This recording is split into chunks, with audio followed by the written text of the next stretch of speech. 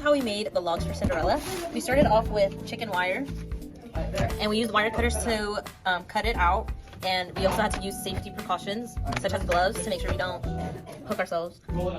And once we made the outside structure for the logs, we filled each and every single little cranny of the shell structure with newspaper to make it very durable and not hollow.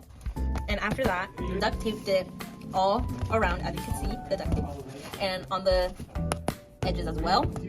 And then we painted it a brown and added extra details, and these extra details are for them to pop on stage.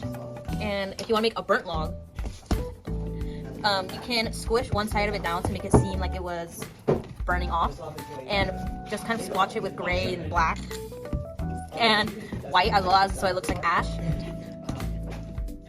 And yeah, you can use different types of paints and different sort of techniques to make the logs look more realistic. These are hat boxes that we made for the show Cinderella, and basically what we did is we wanted to make them pop on stage, so we made them bright and fun colors.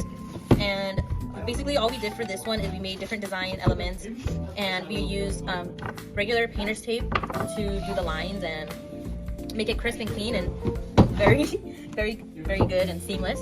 And then for this one, for the circle one, I used the caps of the paint bottles.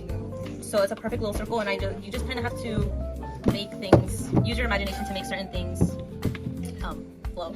I'm Eduardo, and I'll show you how to work with this material called thermoplastic pellet. This is what it looks like. Basically, you can use it as, you can make something out of it for your play or something. You have to put hot water first. Second, you put the thermoplastic pellet.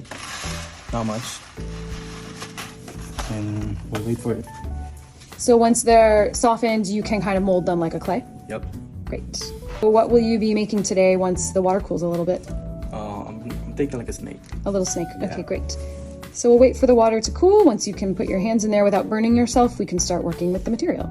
It's cool down, but you need a stick to get it out. Like what do you call it? A paint stick. Yeah. Go, just grab it. So I'm gonna do a snake. You can see now that it's nice and moldable and pliable, and you can form it into any shape you want. Yeah. So Eduardo here is going to make a little snake, because you never know when you might need a little snake on stage or anything else. So Eduardo, if it starts to harden before you're done forming your snake, what can you do? So you can put it in the hot water again so you can play it again. Okay, so you can remold it as Yeah. needed.